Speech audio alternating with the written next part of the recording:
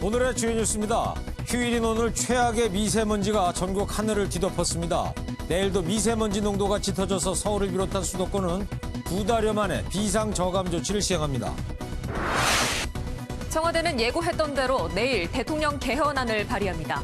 문재인 대통령은 방문 중인 아랍에미리트에서 개헌안을 전자결제할 계획입니다. 자유한국당이 경찰을 사냥개에 이어 똥개까지 비유하며 원색적인 비난을 이어가고 있습니다. 분노한 경찰관들은 논란에 불씨를 지핀 자유한국당 장제원 의원의 지역구 사무실 앞에서 릴레이 1인 시위에 나섰습니다.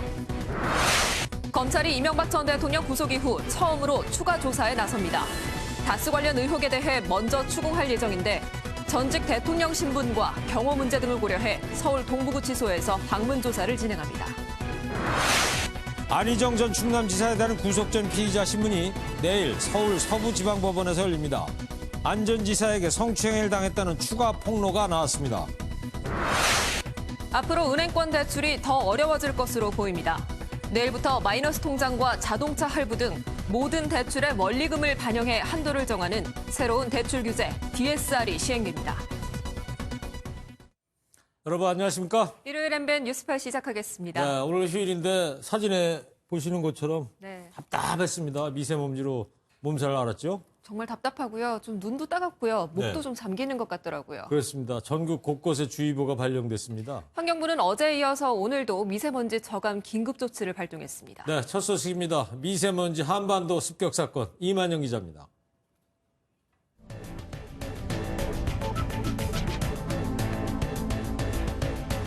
남산에서 바라본 서울이 짙은 미세먼지로 뿌였습니다. 안개가 낀 듯 시야가 답답합니다. 서울 시내를 한눈에 볼 수 있는 남산이지만 온종일 미세먼지가 기승을 부리면서 한강 너머도 잘 보이지 않습니다. 지난 16일 남산에서 촬영한 서울 모습과 비교해보니 아예 다른 도시를 찍은 것만 같습니다. 미세먼지가 얼마나 심각한지 살펴봤습니다. 어제 세차한 차량인데도 검은 먼지가 수북이 쌓인 게 확인됩니다. 휴일을 맞아 나들이에 나선 시민들은 마스크로 입과 코를 가렸습니다. 오늘 공기가 너무 안 좋아가지고 마스크 안 쓰면 좀 안 좋을 것 같아가지고 쓰고 나왔어요. 기관지 등이 약한 시민은 불편함을 토로하기도 했습니다. 목도 좀 아프고 미세먼지 확실히 많으니까는.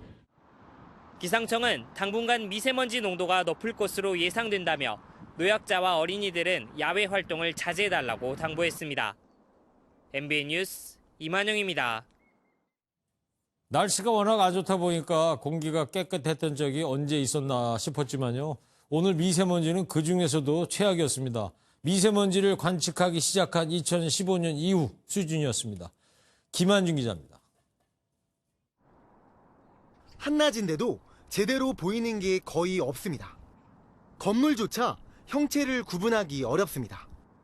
중국 베이징에선 스모그 최고 등급에서 한 단계 낮은 오렌지색 경보가 발령됐습니다. 한반도는 중국의 공기 흐름에 직격탄을 맞는 구조인데 지금의 상황은 더 안 좋습니다. 현재 불고 있는 남서풍이 중국의 오염물질을 우리나라로 보내는데 마침 한반도가 고기압의 영향권에 들면서 미세먼지가 빠져나가고 있지 못하는 겁니다. 이러다 보니 오늘 서울의 초미세먼지 PM2.5 수치는 매우 나쁨에 해당하는 세제곱미터당 103 마이크로그램이었습니다. 초미세먼지 농도를 관측하기 시작한 2015년 이후 3월 중 역대 최악의 수준을 기록한 겁니다. 문제는 이런 상황이 더 이어진다는 점입니다. 대기가 정체되면서 배출한 오염물질이 흩어지지 않고 계속 쌓이고 있기 때문입니다. 대기 정체가 이어져 국내 오염물질이 축적되면서 일부 중부 내륙 지역은 오전과 밤에 농도가 높게 나타났고 정부는 고육지책으로 서울 등 수도권 전역에 지난 1월 이후 2달여 만에 미세먼지 비상저감 조치를 발령했습니다. MBN 뉴스 김한준입니다. 문재인 대통령은 내일 아랍에미레이트에서 전자결제로 개헌안을 발의할 예정입니다. 다만 여야가 합의해서 개헌안을 마련하면 존중하겠다면서 여지를 남겨뒀습니다. 송주영 기자입니다. 청와대가 대통령 개헌안 발의 시점으로 예고한 날짜가 하루 앞으로 다가왔습니다. 월요일 날 26일 월요일 오전 10시로 제가 알고 있습니다만 국무총리께서 주재하는 임시 국무회의가 소집되어서 발의에 앞서 오후 2시부터 조국 민정수석과 한병도 정무수석을 포함한 청와대 참모진은 현안 점검회의에서도 개헌안을 논의했습니다. 청와대 관계자는 지금까지는 여야 합의 가능성이 낮다며 발의는 불가피한 상황이라고 설명했습니다.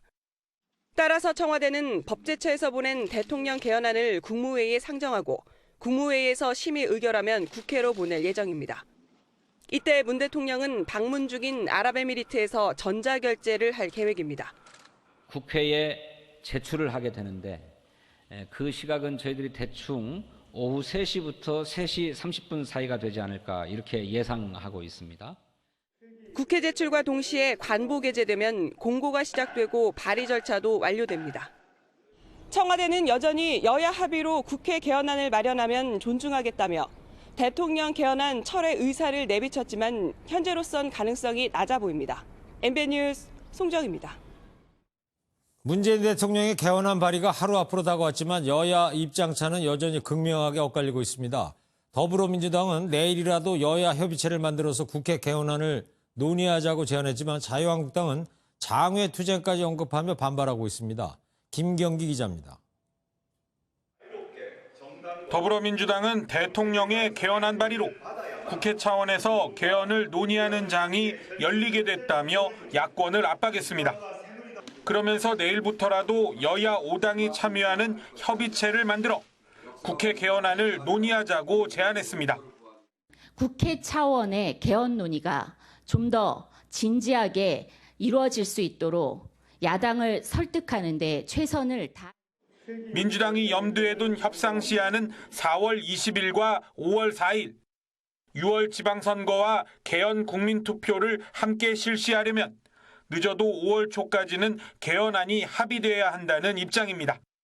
하지만 자유한국당은 국회가 아닌 대통령이 주도하는 개헌안 자체를 받아들일 수 없다며 야4당의 공동 대응을 재차 제안했습니다. 야당과 국회의 자존심을 짓밟는 문재인 정권의 개헌 독주를 규탄하지 않을 수 없습니다. 홍준표 대표는 SNS에 올린 글을 통해 지방선거용 관제 개헌을 중단하지 않으면 장외투쟁도 검토하겠다고 주장했습니다. 바른미래당도 대통령 발의 개헌안은 더불어민주당 개헌론자에게 말을 하지 못하도록 재갈을 물리는 것이라고 비판했습니다. 여야는 내일 정세균 국회의장 주재로 교섭단체 원내대표 회동을 할 예정이지만 입장차가 커 진전을 보기는 쉽지 않을 전망입니다. MBN 뉴스 김경입니다. 자유한국당이 경찰을 개로 비유하면서 경찰의 항의와 성토가 이어지고 있습니다. 개의 종류도 사냥개, 미친개, 똥개까지 입에 담기 민망할 정도입니다. 울산경찰청장은 분노와 모욕감을 느낀다고 소회를 나타냈고요. 한 경찰은 1인 시위도 벌였습니다. 근데 이거 언제까지 할 거죠? 애들 보기 안 좋습니다. 대충 끝내시죠. 박상호 기자입니다. 전국경찰관 온라인 모임인 폴레티앙 회원들이 자유한국당 장제원 수석 대변인의 지역구 사무실 앞에 섰습니다. 사냥개 발언에 대한 공개 사과를 촉구하며 1인 시위에 나선 겁니다. 공당의 대변인께서 그것도 국회에서 경찰관들을 미친 개 집단으로 매도할 수 있는 게 지금 대한민국에서 가능한 얘기인가? 울산시장의 측근 비리를 수사하다 이번 사냥개 논란의 중심에 서게 된 황운하 울산경찰청장도 SNS를 통해 입장을 밝혔습니다. 수사 대상이 야당 인사라는 이유만으로 정치경찰이라는 비판을 감수해야 하는지 이해하기 어렵다며 심한 모욕감을 느낀다고 심정을 드러냈습니다. 자유한국당은 똥개라는 더 원색적인 표현의 논평을 내놨습니다. 정치경찰이 정권의 사냥개를 자처하지 않으면 일어날 수 없는 일들입니다. 이러니 정권이 똥개나 사냥개, 몽둥이 소리를 듣지 않을 도리가 없습니다. 한국당은 일부 경찰에 대한 비판을 침소봉대하고 있다는 입장이지만 전직 경찰관들도 시위에 동참하기로 하면서 논란은 더 과열되는 모양새입니다. MBN 뉴스 박상호입니다. 이처럼 자유한국당과 경찰 간 치열한 공방이 계속되고 있습니다. 정치부 이동석 기자 나와 있습니다. 한국당과 이 경찰의 공방, 맨 처음 이게 어떻게 시작이 된 겁니까? 네, 그렇습니다. 자유한국당이 경찰에 대한 노골적인 불만을 드러낸 건 경찰이 자유한국당 소속 김기현 울산시장 측 인사를 건설비리 혐의로 조사하면서부터입니다. 특히 경찰이 김기현 시장을 이번 지방선거에서 후보로 결정한 날 압수수색이 진행됐다는 점을 문제로 삼았는데요. 이날이 16일이었죠? 네, 그렇습니다. 자유한국당은 당선이 유력한 후보의 청부 수사라며 급기야 일부 의원들이 울산지방경찰청을 방문하는 등 경찰을 향한 맹공을 퍼부었습니다. 이때는 며칠이었죠? 네, 지난 19일이었는데요. 반면 경찰은 정치적인 고려 없이 공명정대한 수사를 진행해왔다고 밝혔지만 장제원 수석 대변인이 경찰을 광견병 걸린 사냥개로 비유하는 논평을 내놓으며 경찰은 폭발했습니다.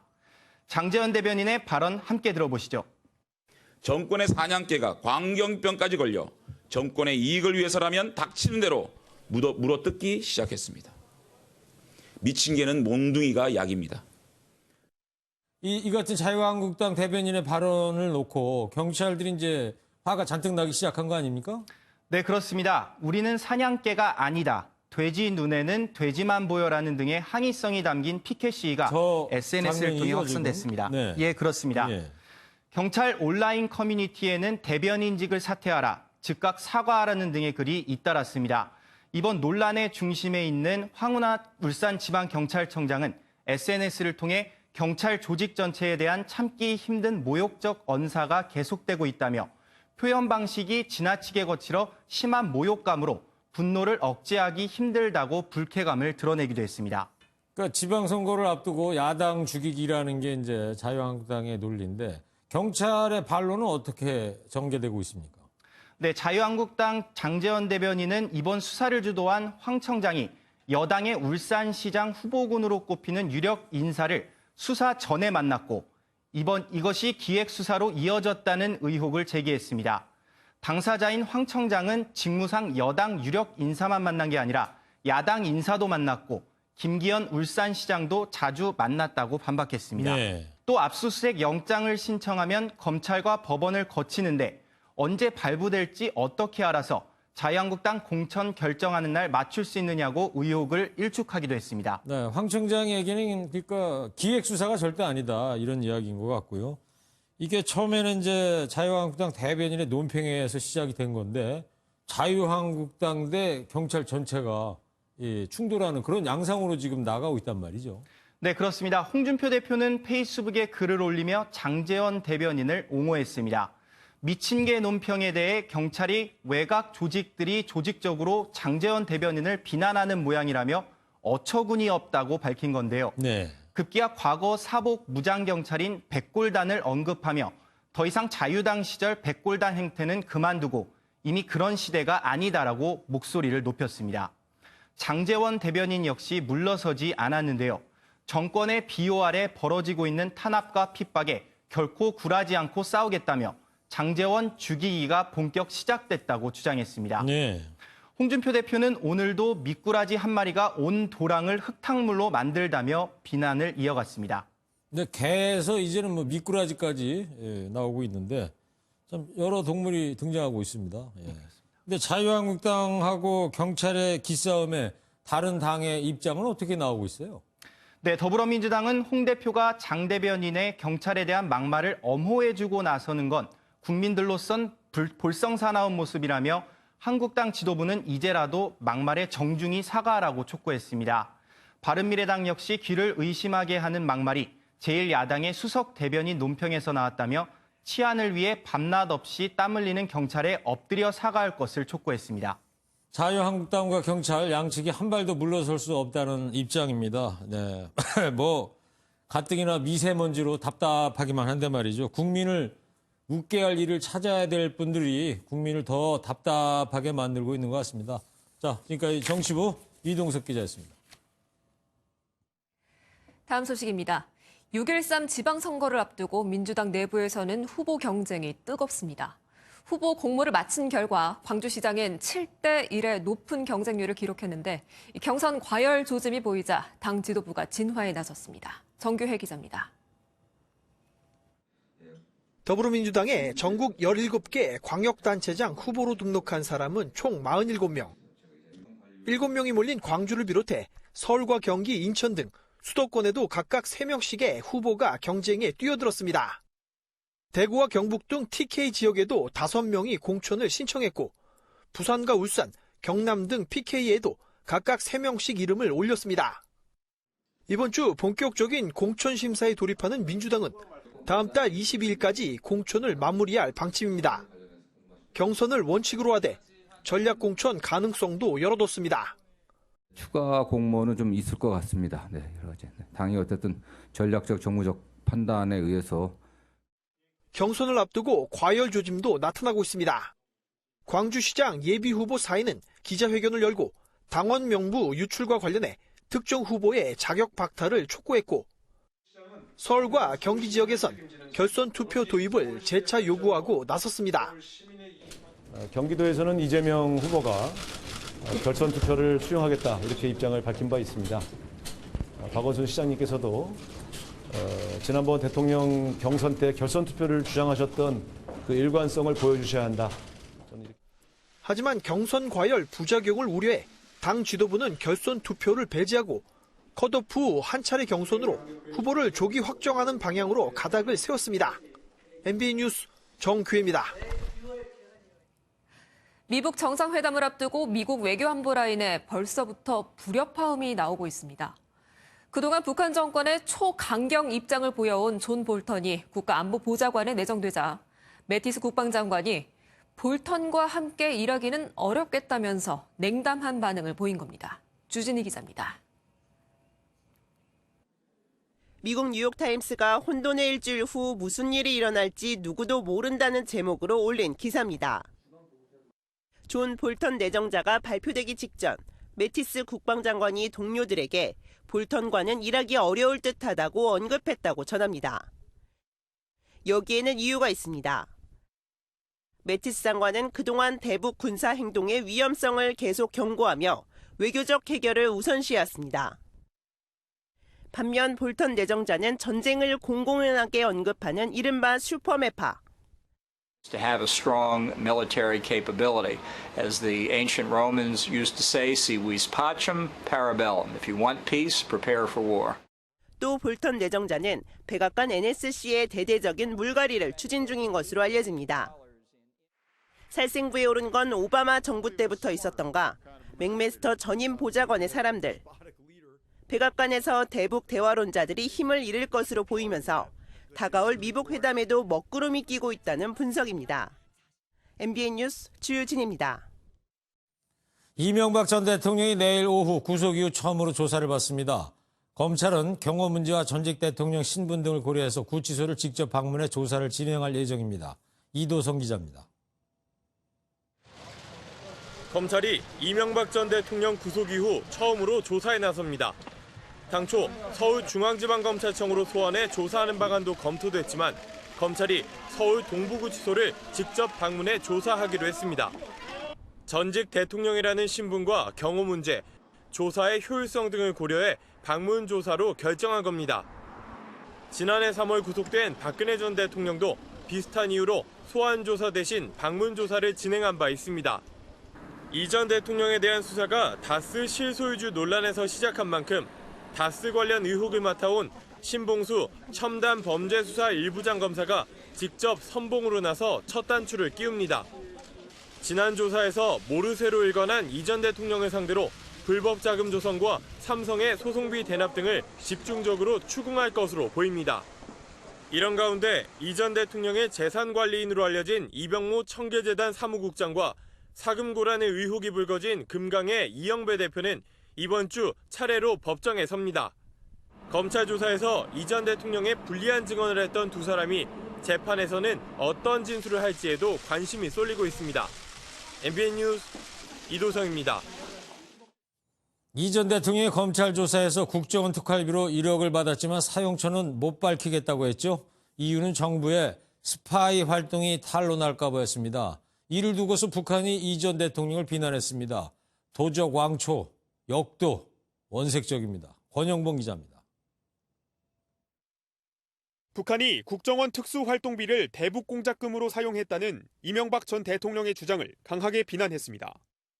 북한 노동신문은 도적왕초의 서투른 잔꾀라는 단평에서 이 전 대통령이 특수활동비를 대북공작금으로 썼다는 황당한 수작을 내뱉었다고 밝혔습니다.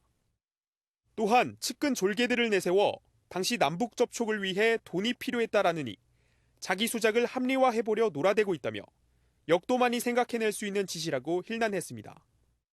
북한 대외선전 매체 우리민족끼리도 이 전 대통령에 대한 원색적인 비난을 이어갔습니다. 철창 신세가 된 지금에 와서 무슨 국리인들 하지 않겠습니까?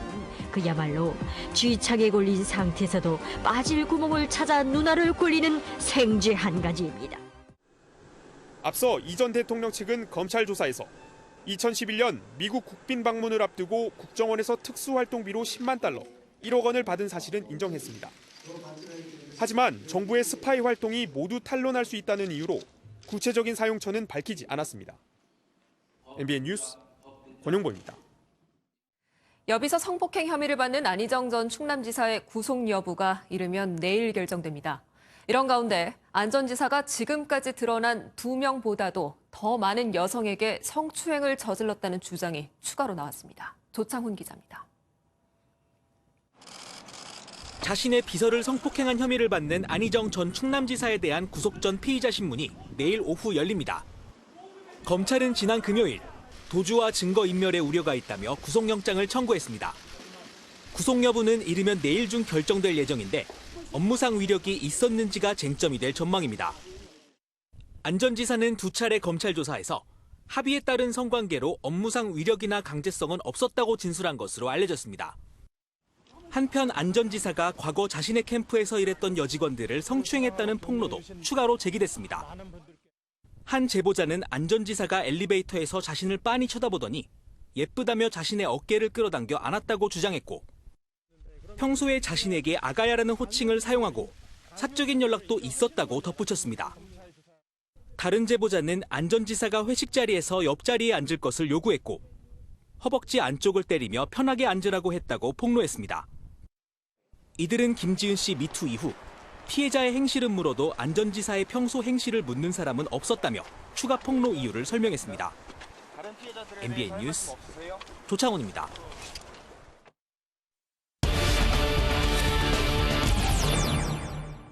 네, 오늘 톱뉴스에서 보신 것처럼 전국이 역대 최악 수준의 미세먼지 습격으로 몸살을 앓고 있습니다. 이수아 기자와 함께 이번 미세먼지 도대체 언제까지 갈 건지 또 실질적인 대책은 없는 건지 뉴스 추적해 보도록 하겠습니다. 자, 이수아 기자, 오늘 미세먼지 때문에 환경부와 지자체 초비상이 걸렸었죠? 네, 맞습니다.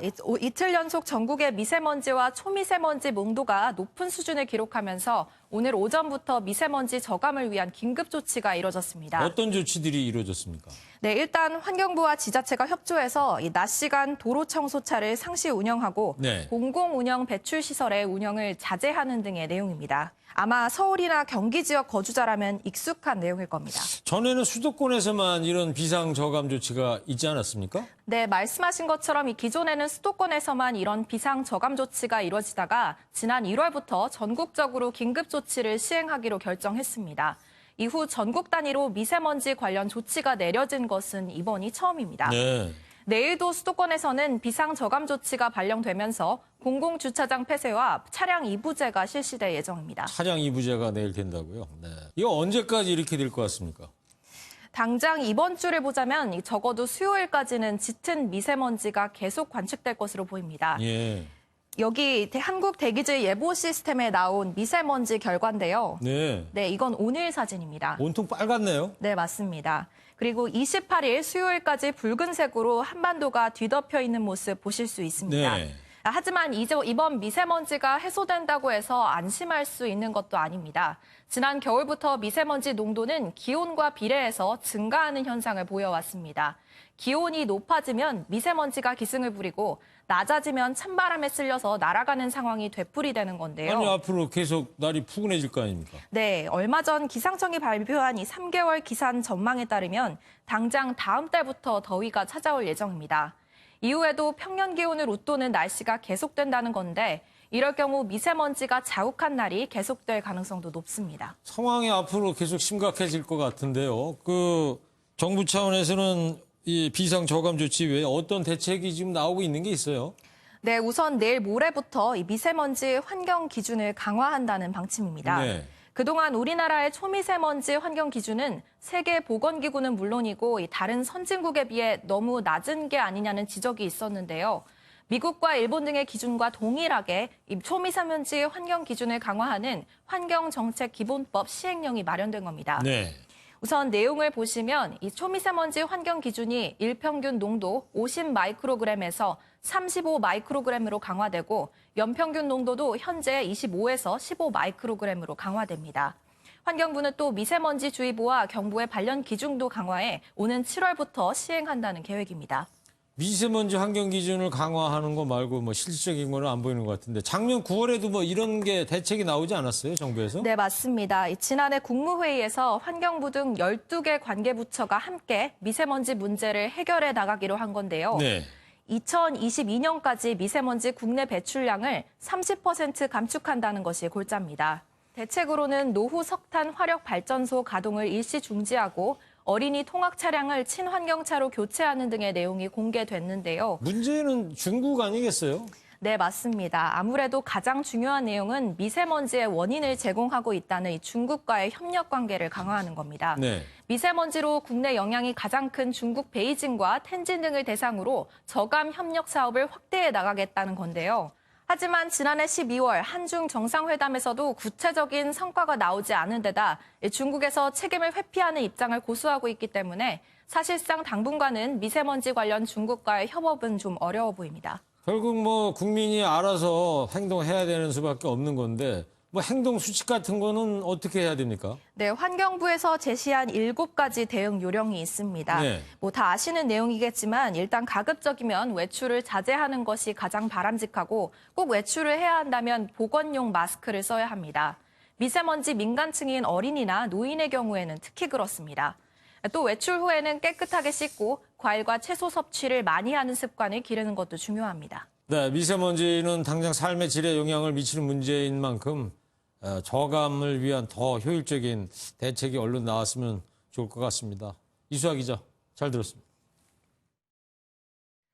오늘 있었던 사고 소식입니다. 오후 3시 47분에 전남 흑산도 해상에서 163명을 태운 여객선이 좌초되는 아찔한 사고가 났습니다. 천만다행으로 승객과 승무원 모두 무사하게 구조됐습니다. 강세훈 기자입니다. 여객선 한 척이 바위에 부딪혀 오도 가도 못하고 있습니다. 승객들은 구명조끼를 입고 애타게 구조를 기다립니다. 사고가 난 건 오늘 낮 3시 47분쯤 전남 신안군 흑산도를 출발해 목포로 향하던 여객선이 암초에 부딪혔습니다. 당시 배 안에는 승객 158명과 승무원 5명 등 모두 163명이 타고 있었습니다. 조그란 배가 계속 접근되니까 그거 피하다 보니까 그때 좀 기상 상황이 어땠나요? 시정은 제로였습니다. 거의 안개 때문에 잘 안 보였다는 거예요? 그렇죠. 그냥 네이달은 이제 간직하다 그러는 거예요. 사고가 나자 곧바로 민간어선과 해경 경비정에 출동해 승객과 승무원 모두 구조했습니다. 다만 사고 충격으로 승객 6명이 통증을 호소해 병원으로 옮겨졌습니다. 사고가 난 지점이 흑산도 바로 근해라서 우리 경비정을 바로 동원할 수 있었고 민간 구조선도 도움을 받을 수 있었습니다. 여객선 좌초 소식에 국민들은 승객들이 모두 구조돼 다행이라는 반응을 보이며 놀란 가슴을 쓸어내렸습니다. MBN 뉴스 강세훈입니다. 직장 동료를 둔기로 때려서 살해하고 암매장까지 한 40대 남성이 검거됐습니다. 이 남성 범행은 시인을 하면서도 범행 동기는 술에 취해서 기억나지 않는다고 진술했습니다. 김영현 기자입니다. 술에 취한 두 남성이 비틀거리며 한 빌라 안으로 들어갑니다. 사흘 뒤 인적이 드문 새벽, 같은 빌라에서 차량 한 대가 빠져나옵니다. 40대 정모 씨가 자신의 집에서 함께 술을 마시던 50대 직장 동료를 둔기로 살해했습니다. 경찰 와가지고 무슨 놈이 있었나 물어보대요. 문 닫고 이런 소리 만들어놓고 살인 사건 났다 하더만. 동료의 시신을 그대로 화장실에 유기한 정 씨는 경찰의 수사망이 좁혀오자 이틀 만에 시신을 야산으로 옮겨 안매장했습니다. 정 씨는 인적이 드문 이곳 산속에 50cm 정도 땅을 파헤쳐 시신을 묻었습니다. 경찰은 잠적해버린 정 씨를 용의자로 특정하고 잠복 끝에 붙잡았습니다. 정 씨는 경찰 조사에서 범행에 대해서는 인정하면서 살해 동기에 대해서는 술에 취해 기억나지 않는다고 진술했습니다. 사차까지 자기는 마신 기억이 없다는데 일어나 보니까 불병이 있더래요. 경찰은 정 씨에 대해 살인과 시체 유기 혐의로 구속영장을 신청했습니다. MBN 뉴스 김영현입니다. 앞으로 은행에서 대출받기가 더 어려워질 것으로 보입니다. 갚을 수 있는 소득만큼만 대출해준답니다. 자영업자 대출 특히 어려워진다는군요. 영어로 DSR이라는 새로운 대출 규제 이렇게 시작된답니다. 김지영 기자입니다. 내일부터 시행되는 새 대출 규제 DSR의 핵심은 대출 심사를 할 때 모든 빚을 합산한다는 점입니다. 주택담보대출만 따졌던 기존과 달리 신용대출과 마이너스 통장, 자동차 할부 등 1년간 갚아야 할 모든 빚이 반영되는 겁니다. 현재 연봉으로 갚을 수 있는 만큼만 대출이 가능하다는 얘기입니다. 주요 시중은행들은 DSR 기준을 100%로 정했습니다. 예를 들어 연봉 5천만 원의 직장인이 연간 갚아야 할 빚이 5천만 원이 넘으면 추가 대출이 제한됩니다. 연봉의 최대 300%였던 대출 한도가 100%로 줄어드는 겁니다. 다만 신용등급이 좋으면 신용대출은 연소득의 150%까지, 담보대출은 200%까지 가능합니다. 그동안 개인사업자 대출과 가계대출을 동시에 받아 한국 경제의 새로운 뇌관으로 부상한 자영업자 대출도 더 깐깐해집니다. 기존에는 은행 자체 규정만 있었지만 앞으론 자영업자가 1억 원이 넘는 대출을 신청하면 총 소득에서 은행권 빚이 얼마나 있는지 따져 무분별한 대출을 제한하기로 했습니다. 정부는 이 같은 규제를 은행권에 정착시킨 뒤 최대한 이른 시일 안에 이금융권으로 확대할 방침입니다. MBN 뉴스 김지영입니다. 보이스피싱 소식 정말 끊임이 없습니다. 이번에는 저금리 대출을 미끼로 19명으로부터 1억 원이 넘는 돈을 가로챈 일당이 붙잡혔습니다. 만약 누군가 전화로 금융정보를 요구한다면 일절 응하시면 안 됩니다. 조희로 기자입니다. 검은색 모자를 눌러쓴 한 남성이 고개를 숙인 채 은행으로 들어서더니 현금 인출기에서 돈을 뽑습니다. 중국 보이스피싱 조직의 전달책 40살 이모 씨로 검거 당시 범행에 이용할 체크카드가 담긴 택배 상자 10여 개를 가지고 있었습니다. 이들 조직은 최대 19% 금리로 돈을 빌려 쓴 피해자 19명에게 저금리 대출로 바꿔주겠다며 접근해 모두 1억여 원을 가로챈 것으로 드러났습니다. 특정한 직업이 없던 이 씨는 일당 20만 원을 받기로 하고 보이스피싱에 가담했다고 경찰 조사에서 털어놨습니다. 조직 총책은 추적이 어려운 중국 모바일 메신저인 위챗만으로 지시를 내리면서 철저히 신분을 숨겼습니다. 범조직으로 활동을 하기 때문에 출책이나 전달책 얘네가 누군지 몰라요. 또 다른 이제 그 인출책 전달책들이 그 중국에 있는 그 총책들하고 연결이 돼가지고.